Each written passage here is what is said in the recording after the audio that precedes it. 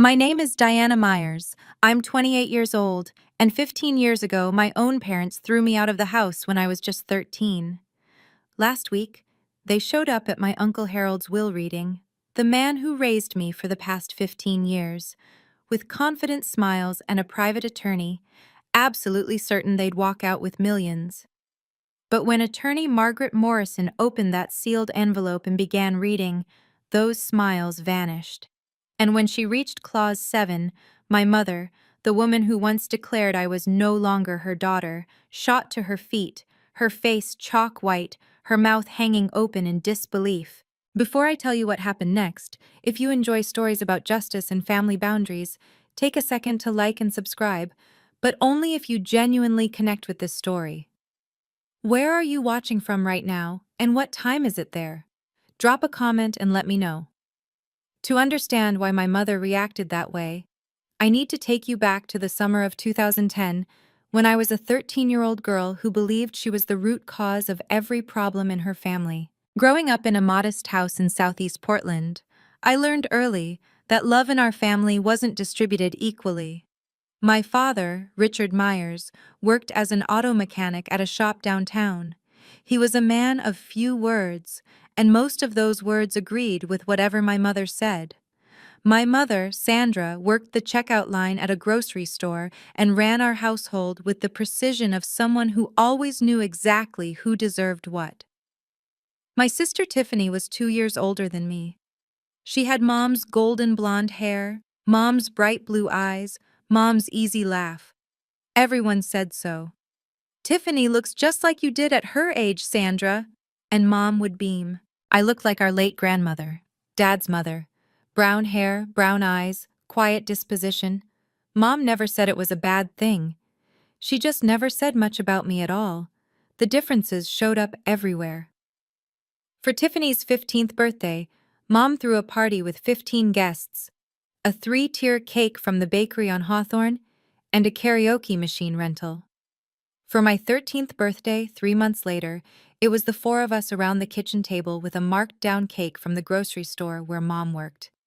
The frosting said "Happy Birthday" with no name, a generic leftover from someone else's canceled order. I didn't realize what was happening until I was 12. That's when I discovered Tiffany had a college savings account that had been opened when she was 5 years old. 8 years of deposits, thousands of dollars. I asked Mom why I didn't have one. She looked at me like the question surprised her. "Tiffany needs money for college," she said. "You'll figure something out. You're good at adapting." That was the first time I understood my place in this family.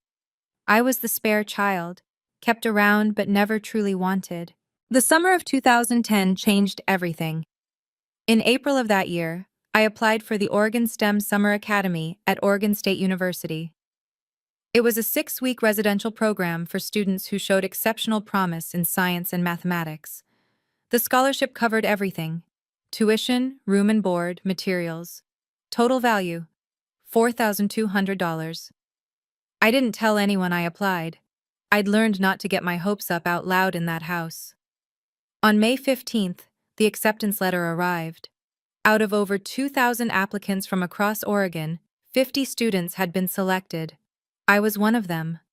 For exactly one afternoon, I felt like I mattered. Then Tiffany found out about a performing arts camp in California that her drama teacher had mentioned.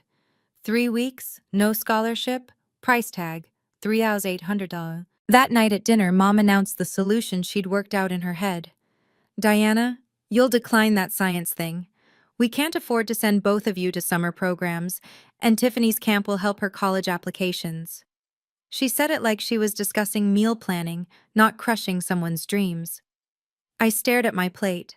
The words came out before I could stop them. "No." The whole table went silent. Even the refrigerator seemed to stop humming. "Excuse me?" Mom's voice dropped to that dangerous register I'd heard her use on store customers who tried to use expired coupons.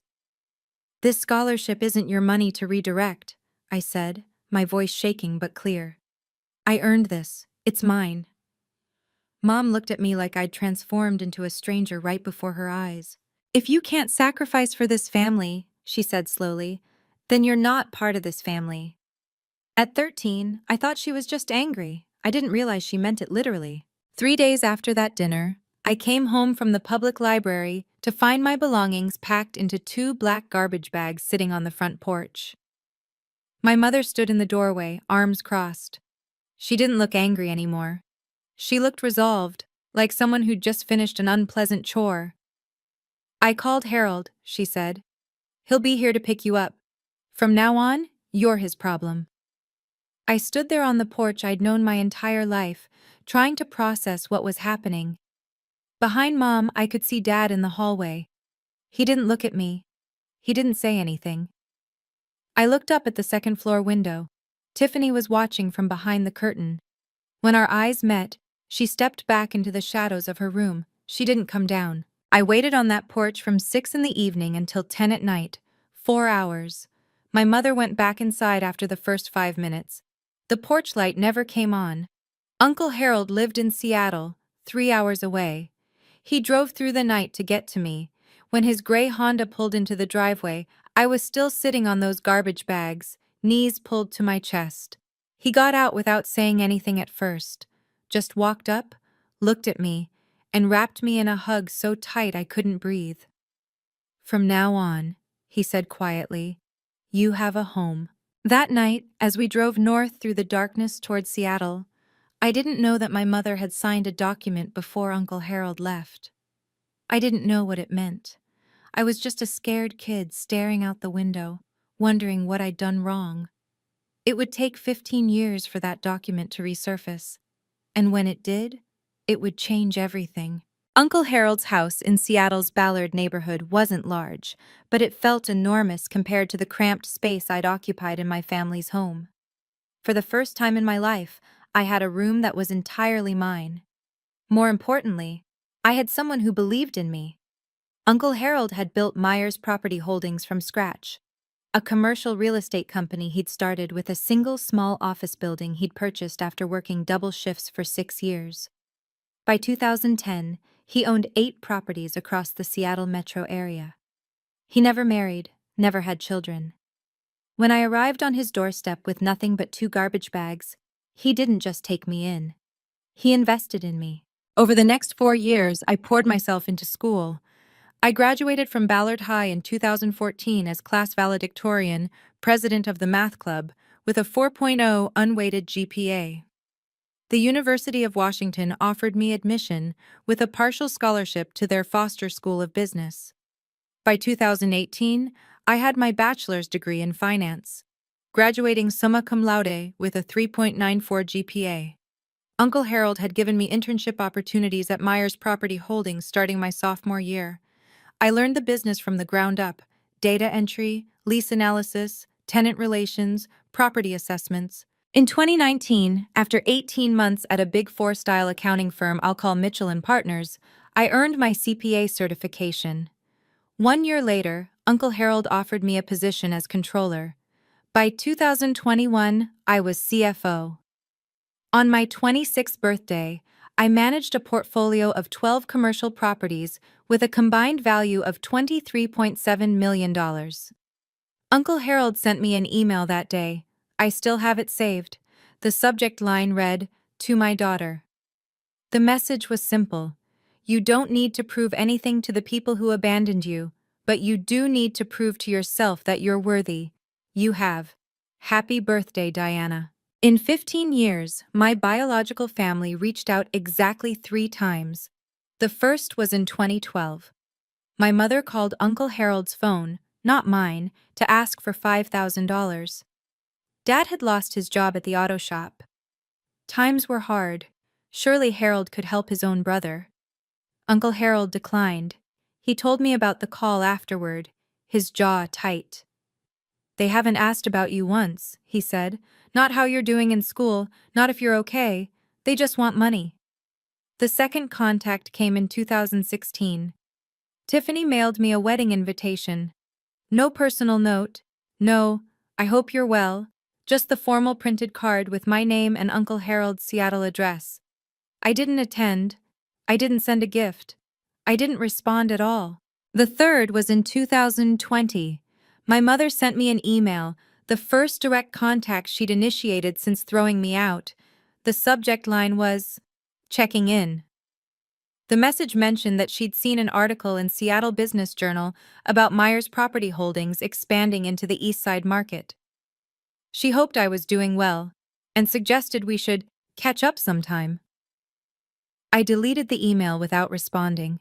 I wasn't holding grudges. I had simply built a life that didn't include them, and I saw no reason to change that. In the summer of 2024, Uncle Harold received a diagnosis that changed everything. Congestive heart failure, advanced stage. The doctors gave him 12 to 18 months. He lasted 8. During those final months, Uncle Harold met with his estate attorney multiple times. He updated his will in June 2024, 6 months before he passed. When I asked him about it, he just smiled. "Everything's taken care of," he said. "You focus on the business. I've handled the rest." I didn't know what he'd written. I didn't know about the clauses. I trusted him completely. I had no idea what was coming. Uncle Harold passed away on February 28, 2025. He went peacefully in his sleep at Swedish Medical Center with me holding his hand. 1 week later, on March 7th, I was in my office at Myers Property Holdings when my phone buzzed with an unknown Portland number. I almost didn't answer. "Diana?" The voice was immediately recognizable. 15 years hadn't changed my mother's particular way of saying my name, like she was tasting something she wasn't sure she wanted to swallow. "Sandra." I kept my voice neutral, not Mom, just her name. A brief pause. I could almost hear her recalibrating. "I heard about Harold," she said. "I'm so sorry for your loss. I was thinking I should come up for the memorial service, pay my respects. The memorial was 3 days ago." Another pause. "Oh, well, I also heard there's a will reading coming up. Family has a right to attend these things, you know, especially when it involves a brother's estate." There it was, the real reason for the call. "How did you find out about the will reading?" "I have an attorney, Victor Harrington. He made some calls." The name sparked a faint memory. Uncle Harold had mentioned a Victor Harrington once, an attorney he'd consulted years ago and decided not to work with. I spoke to Margaret Morrison, Uncle Harold's estate attorney, the next morning. She confirmed my suspicions. Sandra had hired Victor Harrington to file a claim challenging the will. Their grounds: undue influence, alleging that I had manipulated a sick man in his final months. They were also demanding to attend the will reading as immediate family members of the deceased. I stared at the photo of Uncle Harold on my desk. In the picture, he was smiling. Almost like he'd known this would happen. Almost like he'd planned for it. Margaret Morrison's office occupied the 47th floor of the Columbia Center, Seattle's tallest building. Through the floor-to-ceiling windows, you could see all the way to Mount Rainier on a clear day. March 10th wasn't clear. Rain streaked the glass as Margaret laid out the situation. "Victor Harrington filed a formal challenge to the will on behalf of Richard and Sandra Myers," she said, sliding a document across her desk. "The claim alleges undue influence. They're arguing that you isolated Harold from his family during his illness and pressured him to change his estate plan." I read through the filing, my stomach tightening with each paragraph. "They're demanding 50% of the estate," Margaret continued. "Their legal theory is that as Harold's only surviving sibling, Richard should be entitled to inherit under intestacy rules, or at minimum, receive a significant share that reflects the natural bonds of brotherhood." "Natural bonds," I repeated. "Richard and Harold hadn't spoken in 8 years before I came to live with Uncle Harold. Did you know that?" Margaret nodded. "I'm aware. Harold told me the whole history, but that's not what concerns me about this filing." She pulled out another page from her folder. "They don't need to win this case. If this goes to litigation, the estate could be frozen for 12 to 18 months during discovery and trial. Meanwhile, the properties need management, tenants need attention, bills need to be paid." A protracted legal battle could cost hundreds of thousands in legal fees and potentially devalue the entire portfolio. So they're betting I'll pay them off to make them go away. That's the strategy, Margaret agreed. It's not unusual in estate disputes. I looked down at the challenge filing. In the section describing our family history, Sandra had written that I had abandoned my family and exploited Harold's loneliness. The woman who threw me out was claiming I abandoned her. Do you have any documentation about your circumstances in 2010? Margaret asked. Anything that establishes what actually happened when you went to live with Harold? I thought back to that night on the porch, the garbage bags, the 4-hour wait, Uncle Harold arriving in the darkness. I was 13, I said. I didn't exactly keep records. Harold did. Margaret was already reaching for her phone. She dialed her assistant and asked for a specific file number from the archives. 20 minutes later, her assistant returned with a yellowed folder. Margaret opened it carefully, scanning the contents. Then she looked up at me with an expression I couldn't quite read. Diana, did you know about this? She slid the document across the desk.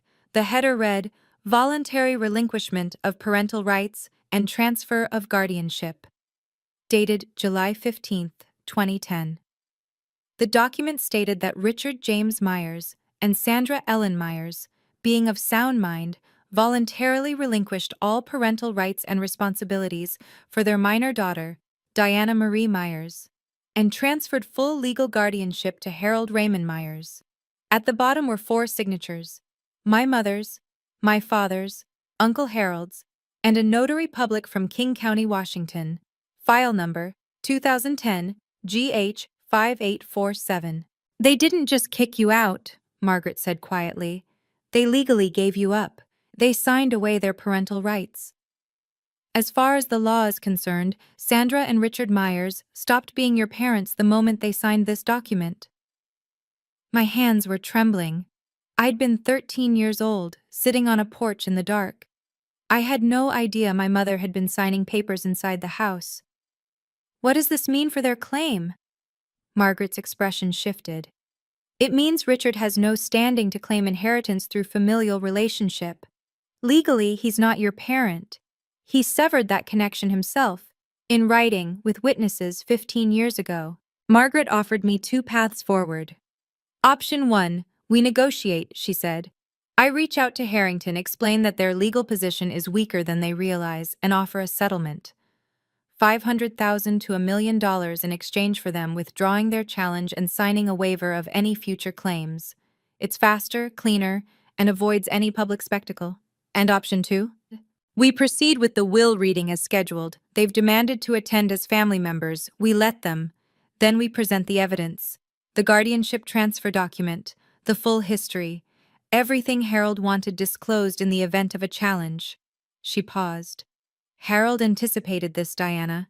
He left specific instructions for how to handle exactly this scenario. He wanted the truth on the record. I went home that night and couldn't sleep. I sat in the living room of the house Uncle Harold had left me, staring at the family photos on the mantel. There were pictures of me at every stage: high school graduation, college commencement, the day I got my CPA license, my first day as CFO. In every photo, Uncle Harold was beaming beside me. There were no photos of Richard or Sandra, not one. I thought about Uncle Harold's words from that email years ago.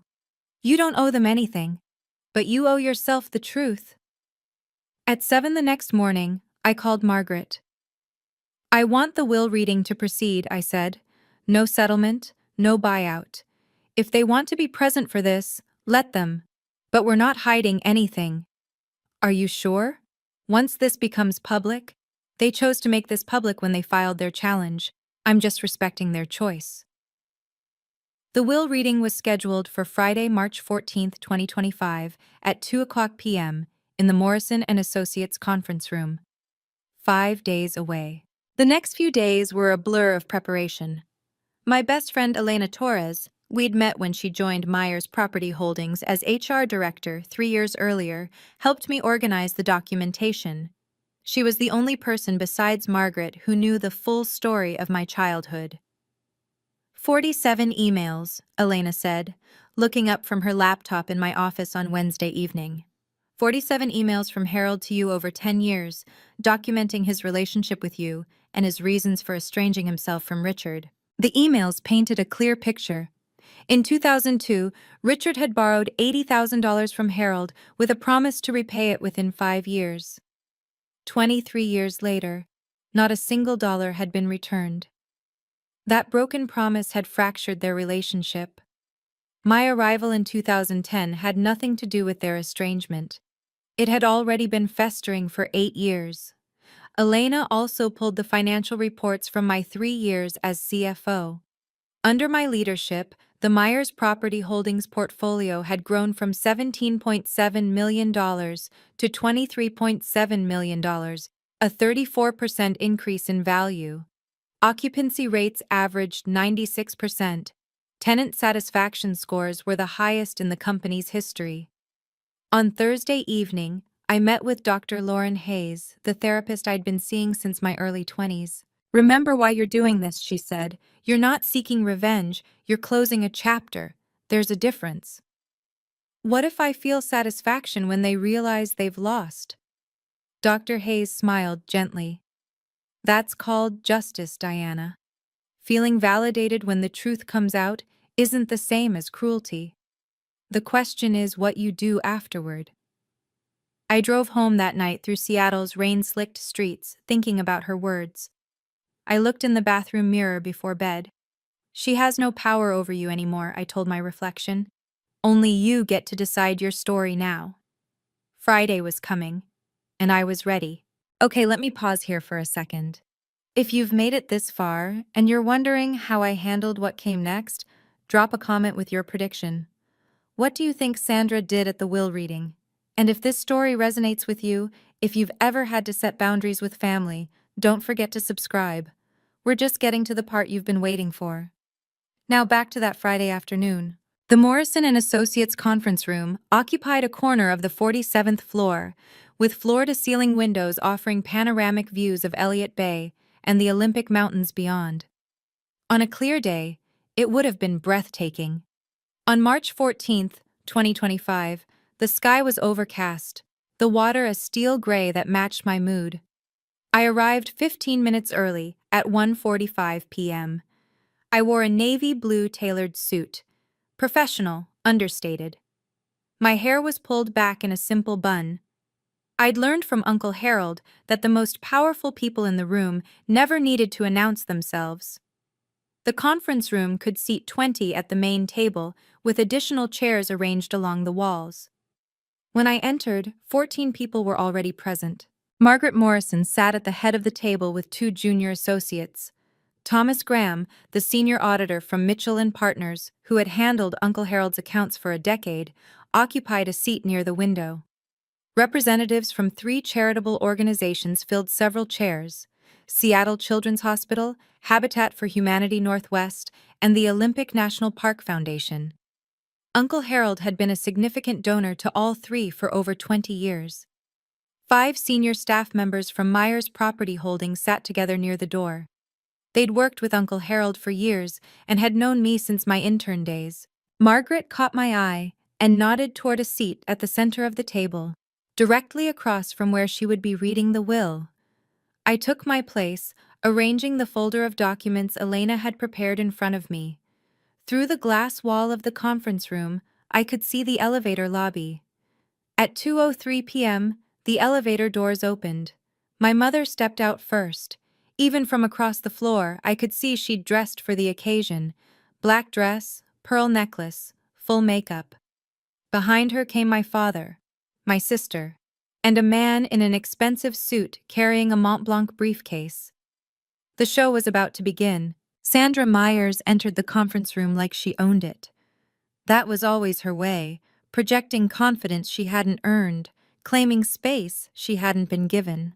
She wore a black dress that looked new, and her pearl necklace caught the overhead lights as she surveyed the room with a practiced expression of dignified grief. Behind her, my father Richard shuffled in wearing a gray suit that didn't quite fit anymore. He'd gained weight in the years since I'd seen him. His eyes found me briefly, then darted away. He'd always been good at looking away. Tiffany followed in a pastel pink dress, an odd choice for a will reading, like she'd gotten confused about what event she was attending. At 30, she looked tired in a way that had nothing to do with the early morning flight from Portland. Their attorney, Victor Harrington, brought up the rear. He was tall, silver-haired, with the kind of polished confidence that came from decades of high-stakes litigation. His Mont Blanc briefcase probably cost more than my first month's salary at Mitchell & Partners. Sandra's gaze swept the room until it landed on me. "Ah," she said, her voice carrying in that way she'd perfected. "You're here already." I didn't stand. Sandra. The single word, her name, not Mom, made her pause mid-stride. Something flickered across her face. Then she recovered. "I was hoping we could speak privately before this starts.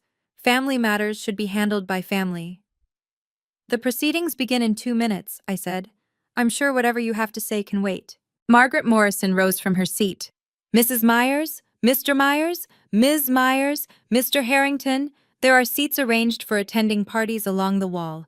The main table is reserved for beneficiaries and estate representatives." Sandra's jaw tightened visibly. She'd expected a seat at the center of things. Instead, she was being directed to the margins. She wasn't even at the table. Sandra didn't take her seat quietly. Instead, she detoured past the representatives from Seattle Children's Hospital, pausing to introduce herself with an expression of practiced sorrow. "I'm Sandra Myers," she said, loud enough for most of the room to hear. "Harold's sister-in-law. We were quite close for many years, before this unfortunate estrangement." She glanced meaningfully in my direction. The hospital representative, a woman in her 50s named Dr. Patricia Wells, nodded politely but said nothing. Sandra continued, undeterred. "It's so tragic how some people come into a family and create division. Harold was such a generous man, so trusting, perhaps too trusting." I kept my eyes on my folder. I didn't respond.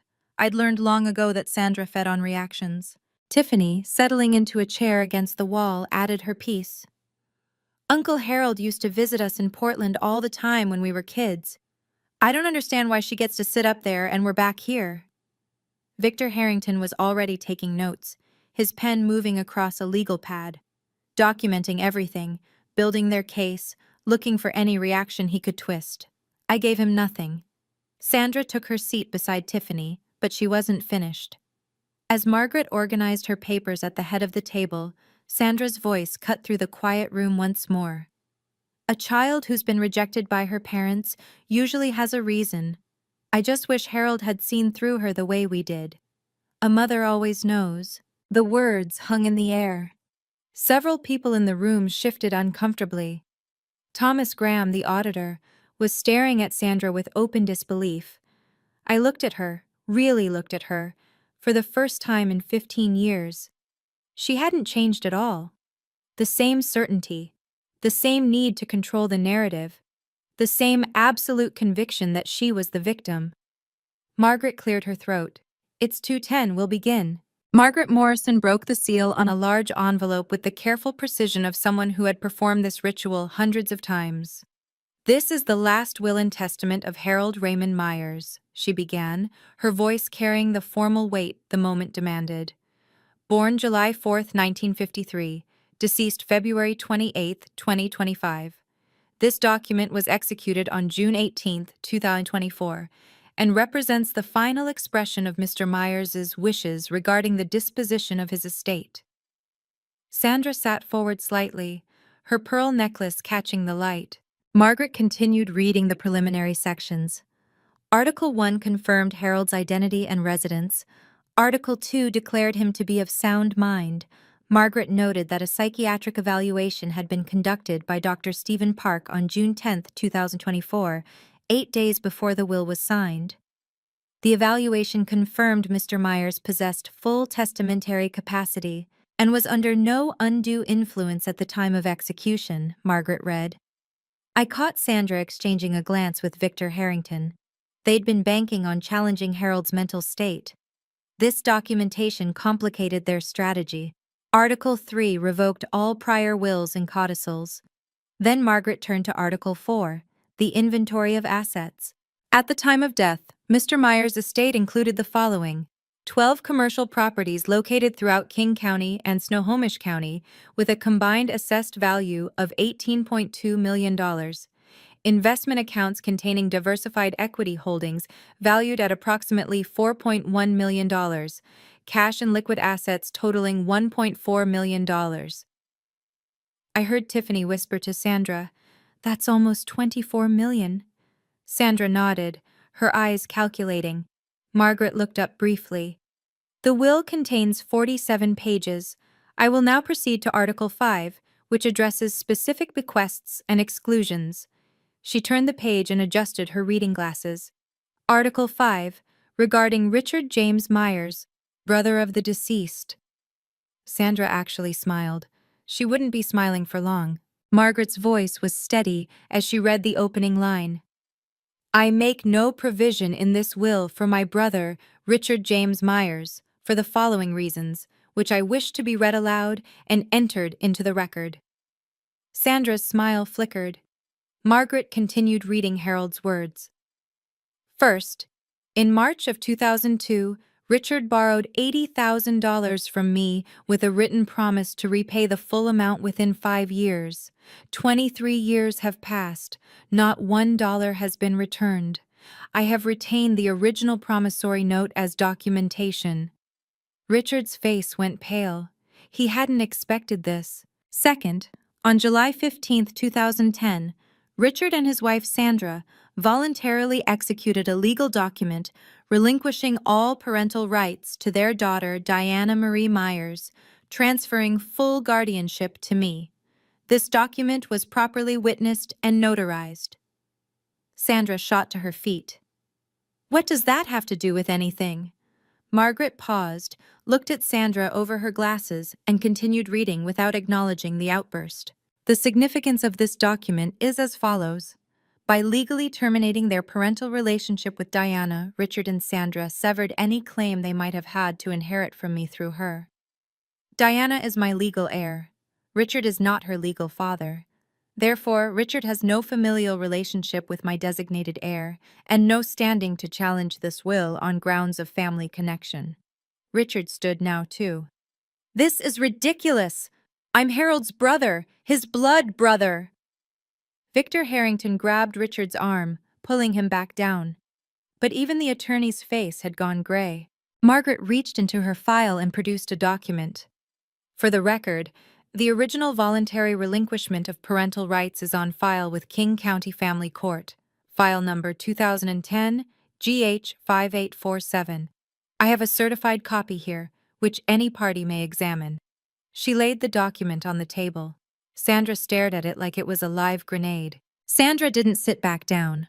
Her composure, that careful mask she'd worn into the room, cracked visibly.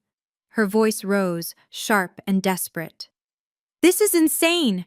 That paper doesn't mean anything. We're still her family. Margaret's voice remained level. Mrs. Myers, I must ask you to take your seat. Disrupting the reading of a will is a matter the court takes seriously. Sandra ignored her. She pointed directly at me. She did this. She manipulated Harold against his own family. She poisoned him against us. Dr. Patricia Wells from Seattle Children's Hospital looked uncomfortable. The charity representatives hadn't signed up for a family meltdown. Tiffany tugged at Sandra's sleeve. Mom, sit down. People are watching.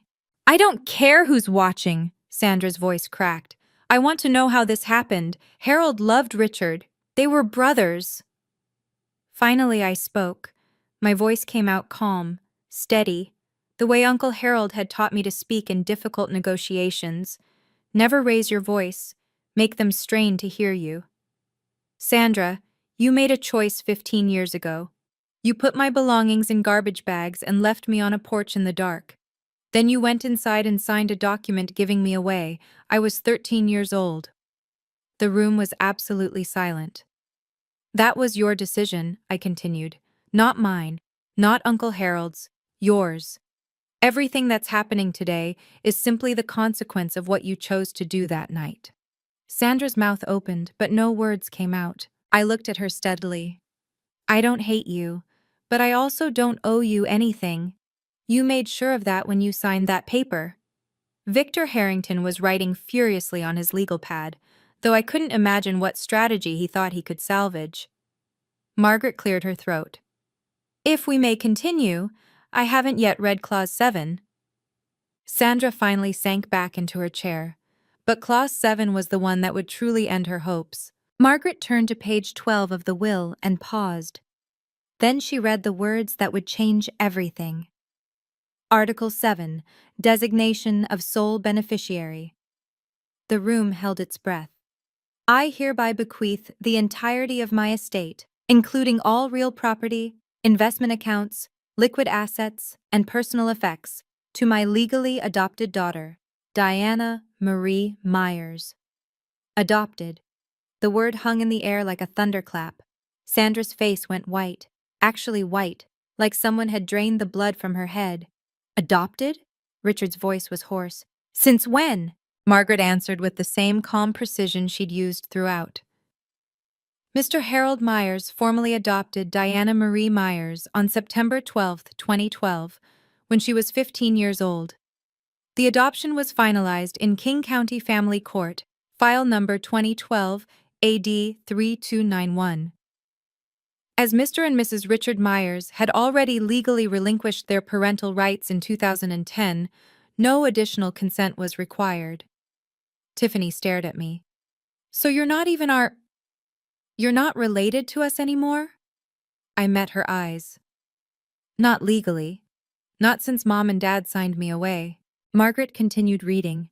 Diana is not merely a beneficiary. She is my daughter in every way that matters, legally, practically, and emotionally. She has worked alongside me for years, proven her competence and integrity, and I trust her completely to continue the work I began. There is no one more deserving of this inheritance, and no one I love more. My vision blurred. I blinked back tears. Uncle Harold had never told me about the full language of this clause. He'd kept it a secret, waiting for this moment, knowing it might come.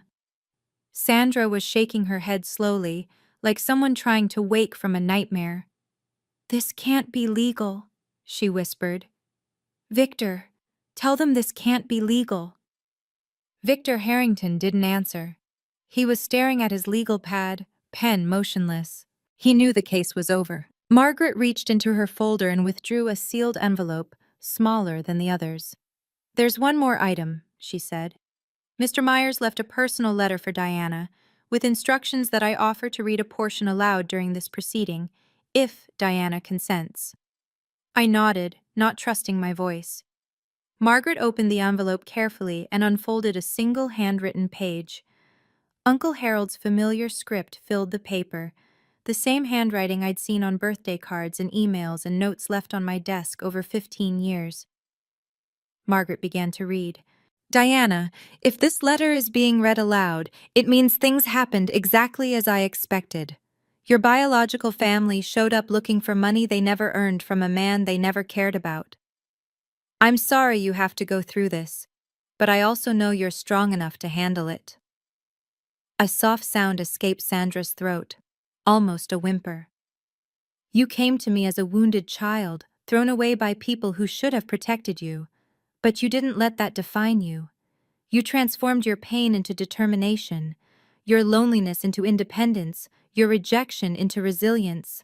I have never been more proud of anyone in my entire life. Margaret's voice softened slightly as she continued. I didn't save you, Diana. You saved yourself. I just gave you a place to do it. Everything you've achieved, your education, your career, your character, you earned through your own effort. I'm leaving you my estate not because you need it, but because you deserve it. And because I know you'll use it to help others the way I tried to help you. Tears were streaming down my face now. I didn't try to stop them. Don't let them make you feel guilty for surviving them. Don't let them back in unless you choose to. You owe them nothing. You owe yourself everything. I love you, Diana. Forever your father, Harold. Sandra made one last desperate play. She stood again, but this time her voice had shifted. The anger was gone, replaced by something that was meant to sound like wounded motherhood. Diana, sweetheart, I know things were hard when you were young. I made mistakes. I admit that now. But we're still blood. We can work through this. Can't we at least talk about dividing the estate fairly? I wiped my eyes and looked at her. You gave up the right to call me sweetheart 15 years ago. I want to contest this will, Sandra announced to the room. Victor, tell them. We have grounds. Undue influence. Harold was sick. She isolated him. Victor Harrington finally spoke, though he sounded like a man reading his own obituary. Mrs. Myers, perhaps we should discuss our options privately. No, tell them, we're going to fight this! Margaret interrupted by turning her iPad around to face the room. On the screen was an email thread. Mr. Harrington, perhaps you'd like to explain this to your clients. The room went quiet. Margaret read aloud. This is an email dated March 3, 2022, from Harold Myers to Victor Harrington. The subject line is terminating services. In the email, Mr. Myers writes, Victor, I am ending our professional relationship. Your advice that I include Richard in my estate plan despite his years of financial exploitation and his treatment of Diana is unacceptable. I will be engaging new counsel. She looked up at Victor. You previously represented Harold Myers. You were terminated because you advocated for Richard's interests over Harold's wishes. And now you've accepted this case against Harold's estate, without disclosing that conflict of interest to your current clients. Victor's face had gone the color of old concrete. Sandra turned to stare at him. You told me we would win. He had no answer. Victor Harrington stood up abruptly, gathering his Mont Blanc briefcase with shaking hands. I need to review these documents, he said, his voice stripped of its earlier polish. We should discuss our options privately, Mrs. Myers. Discuss what? Sandra's voice was rising again. You're leaving? Right now? In the middle of this? Victor didn't answer. He was already moving toward the door, walking with the stiff gait of a man who knew his career might be imploding. Victor! Sandra called after him. Victor! The conference room door closed behind him with a soft click. Sandra stood frozen, abandoned by her own attorney in front of everyone she'd hoped to impress. Richard hadn't said a word in minutes. He sat slumped in his chair, staring at the floor. He'd spent his whole life following Sandra's lead, and now she had led them both off a cliff. Tiffany was crying quietly. I couldn't tell if she was upset about the money or about the public humiliation. Sandra turned back to me one more time.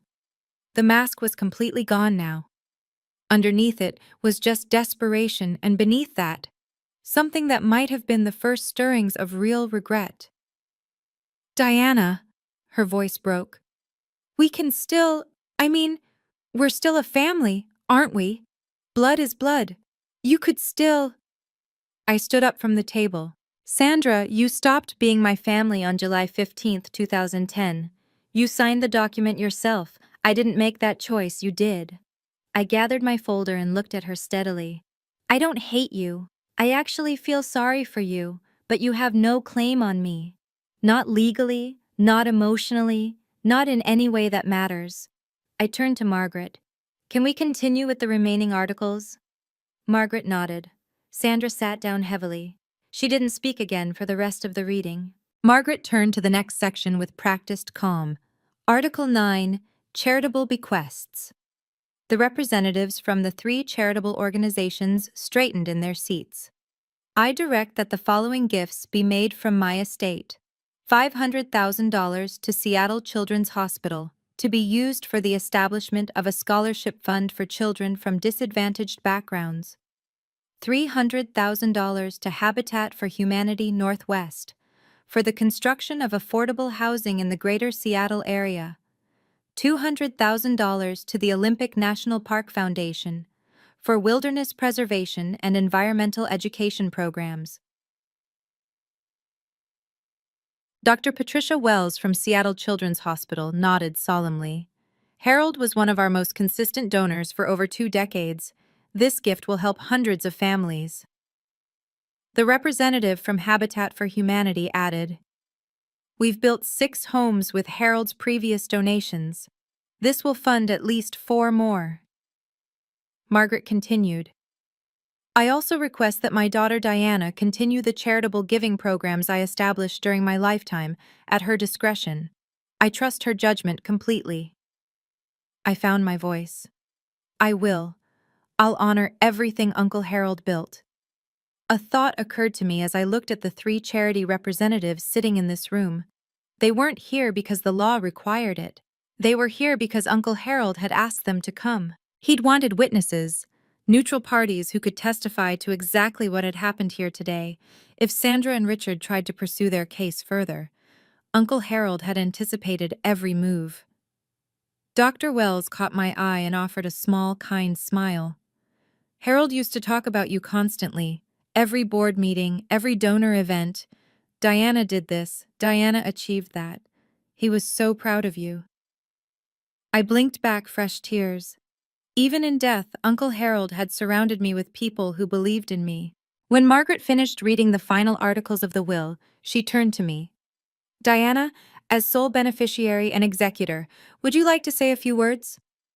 I hadn't planned to speak, but 47 pairs of eyes were watching me, and I realized there were things that needed to be said, not for Sandra's benefit, but for my own.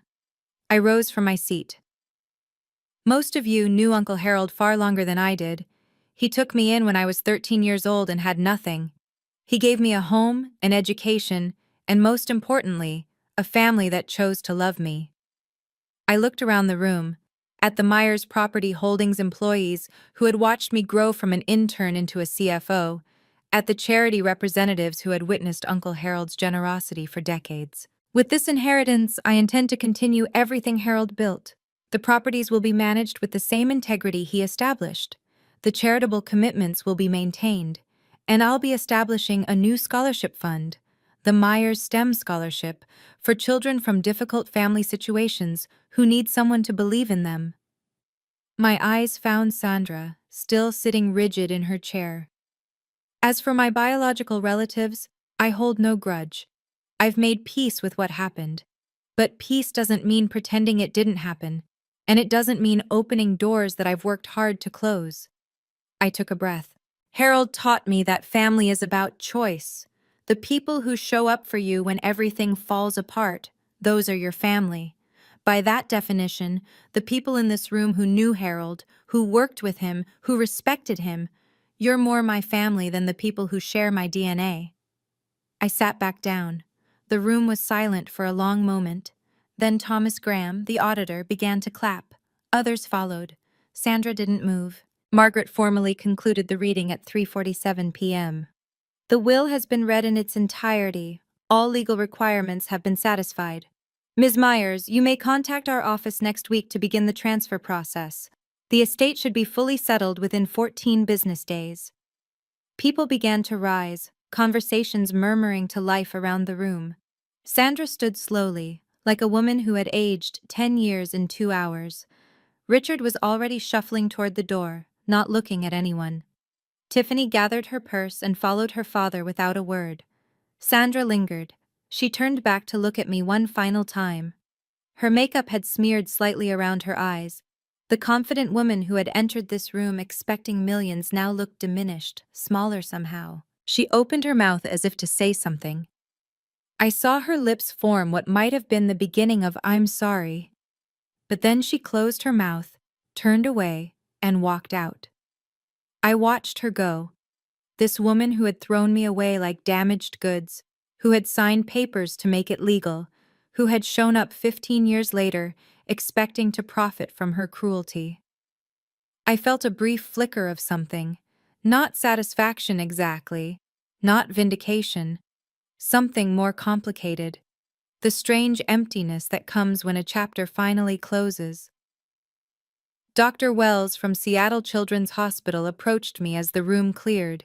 Harold talked about you every time we met, she said, shaking my hand. He told me once that taking you in was the best decision he ever made. I can see why. She pressed a business card into my palm. When you're ready to discuss that scholarship fund, please call me directly. Elena appeared at my side, squeezing my arm. You did it, she said quietly. Harold would be so proud. I looked at the photo of Uncle Harold I'd brought with me. I hoped she was right. I need to take a breath here for a second. That was the moment I'd been dreading and hoping for at the same time. If you've ever had to stand up to someone who hurt you, someone who still believed they were the victim, you know how exhausting it is. Have you been through something similar? Tell me in the comments. And if you want to know what happened after that conference room emptied, stay with me. The story isn't over. 1 week after the will reading, Margaret Morrison filed a formal complaint with the Washington State Bar Association. The subject, Victor Harrington's ethical violations. I didn't ask her to do it. She did it because it was her professional obligation. When an attorney witnesses another attorney violating the rules of professional conduct, reporting is required. The complaint outlined 3 violations. First, conflict of interest. Harrington had previously represented Harold Myers and gained confidential information about his estate planning. Second, failure to disclose. Harrington never told Sandra or Richard about his prior relationship with Harold. Third, misrepresentation. Harrington had led his clients to believe they had a strong case when he knew, or should have known, that their legal position was fundamentally compromised. Margaret kept me updated throughout the process. 2 months after the filing, in late May 2025, the Bar Association issued its ruling.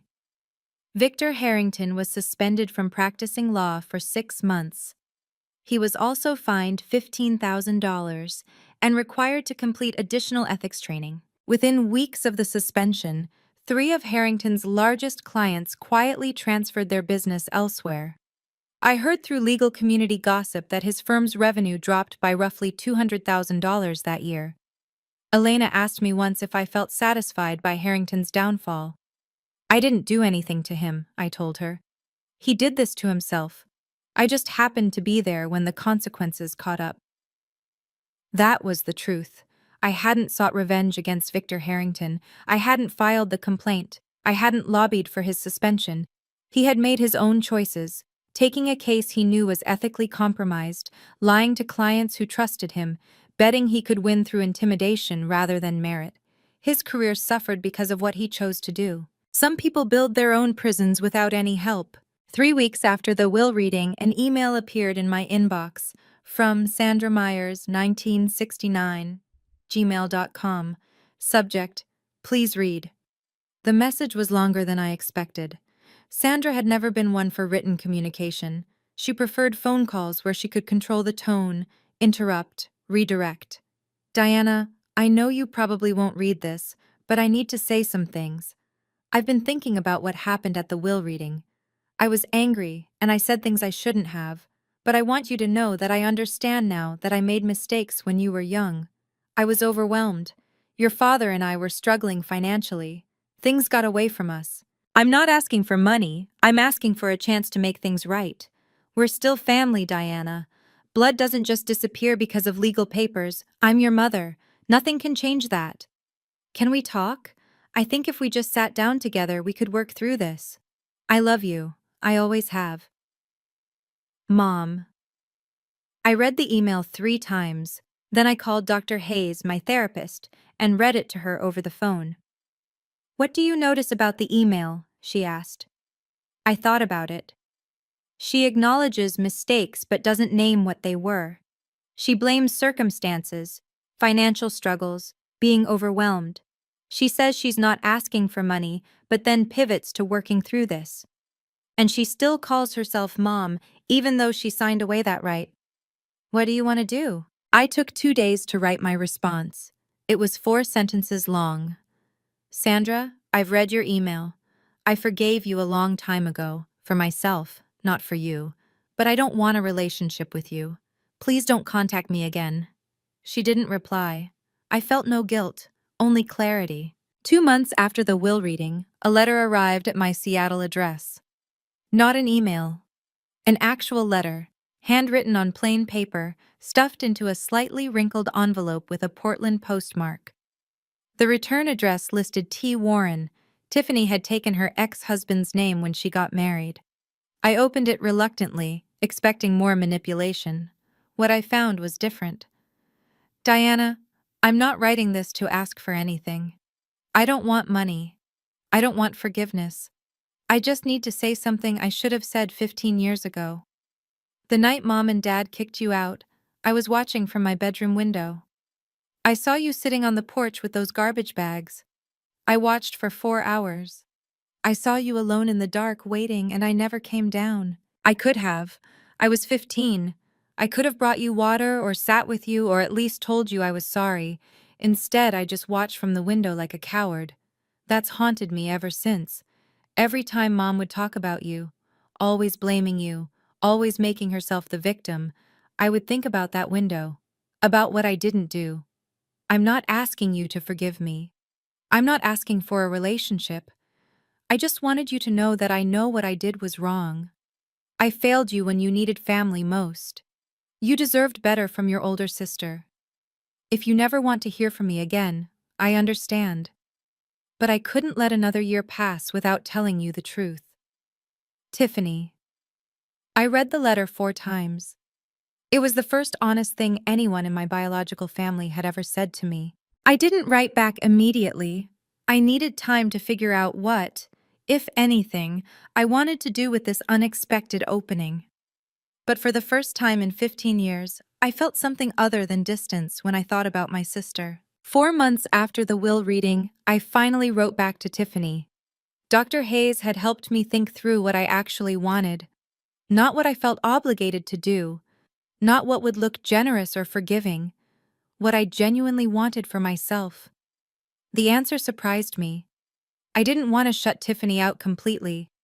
Her letter had been the first honest acknowledgement of what happened that night. No excuses, no deflection, no requests for money, just accountability. But I also wasn't ready to trust her. 15 years of distance doesn't disappear because of one letter. So I wrote back with conditions. Tiffany, I've read your letter many times. I appreciate that you acknowledged what happened without making excuses. That took courage. I'm not ready for a full relationship, but I'm open to cautious contact under these conditions. First, no contact through Mom or Dad. I've ended communication with them permanently, and I need that boundary respected. Second, no discussions about money, inheritance, or anything related to Uncle Harold's estate. Ever. Third, I reserve the right to end any conversation without explanation. If I go quiet, I need you to respect that. If these conditions work for you, we can start with a monthly video call. 15 minutes, low pressure. We can talk about our lives, surface level at first. If that goes well, we can gradually build from there. This isn't me saying everything is forgiven and forgotten. This is me saying I'm willing to see if there's something worth building, but it has to be on my terms. Let me know if you accept these conditions. Diana. Her reply came 3 days later. One word. Accepted. I scheduled our first call for the following Saturday. 15 minutes. That was all I could commit to. But it was a start. The first video call with Tiffany happened on a Saturday afternoon in September 2025, 6 months after the will reading. I sat in my home office with my laptop open, watching the seconds count down until 2:00 p.m. My heart was beating faster than it had during the will reading. This felt more dangerous somehow. Confronting Sandra had been about defending myself against an attack. This was about choosing to be vulnerable. The call connected. Tiffany's face filled the screen. She looked different than she had at the will reading, less made up, more tired, but also somehow more real. "Hi," she said. "Hi." We stared at each other for a moment.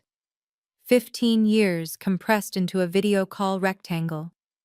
"I wasn't sure you'd actually answer," she admitted. "I almost didn't." That broke something loose. Tiffany laughed, a nervous, relieved sound, and I found myself almost smiling. We kept it light, as I'd requested. Surface level. She told me about her job. She was training to become a nail technician, working toward getting licensed.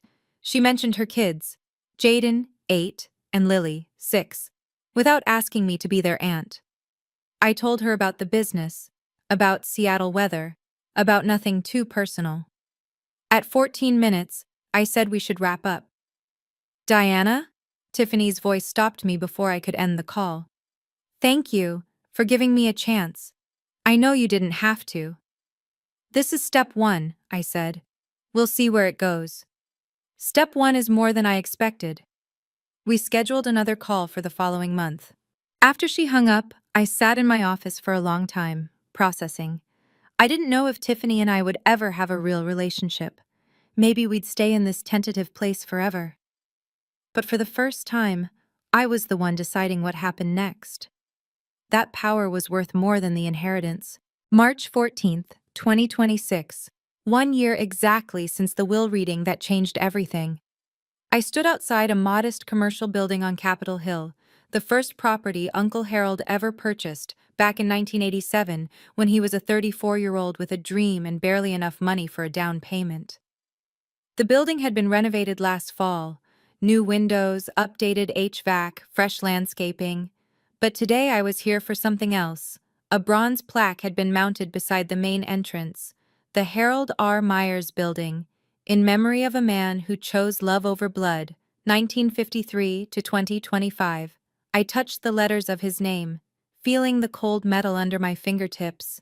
In the years since the will reading, Myers' property holdings had grown by 12%, bringing the portfolio value to $26.5 million. Occupancy rates remained above 95%. We'd expanded into 2 new properties and upgraded 3 existing ones. More importantly, the Myers STEM Scholarship had awarded its first grants. 5 students from difficult family situations, each receiving full funding for summer programs in science and mathematics. Dr. Wells at Seattle Children's Hospital had helped select the recipients. Tiffany and I still talked once a month. The conversations had gotten slightly easier. We'd graduated from 15 minutes to 25. I'd seen pictures of her kids. She'd seen pictures of my apartment. We weren't sisters in any traditional sense, but we were something. Sandra and Richard had stopped trying to contact me. I didn't know what their lives looked like now, and I found that I didn't need to know. Elena walked up beside me, looking at the plaque. You okay? I considered the question. I'm peaceful, I said. That's even better than happy. Uncle Harold had taught me that family is a choice, and I had finally learned to choose myself. The sky over Seattle was clear for the first time in weeks. I could see all the way to the mountains. If I look at my own story through a psychological lens, there's a concept called conditional self-worth, the belief that you're only valuable if certain people approve of you. I spent the first 13 years of my life trapped in that belief. My mother's indifference felt like proof that I didn't matter. What actually saved me wasn't Uncle Harold's money, it was his unconditional acceptance. He saw me for who I was, not who I should have been. Here's what I want you to take from this story. You don't need anyone's permission to know your worth, and you have every right to set boundaries, even with family, even with parents, even with blood. Forgiveness is something you do for yourself. Reconciliation is something you choose for yourself. These are 2 different things, and no one gets to decide which one you offer. Your story is yours to write. Thank you for staying with me through this entire story. If it resonated with you, if you've ever had to find your own worth after someone tried to take it away, I hope you know you're not alone. If you'd like to hear more stories like this, subscribe and hit the notification bell. And check the description for links to similar stories about boundaries, family, and finding your own way. Until next time, take care of yourself.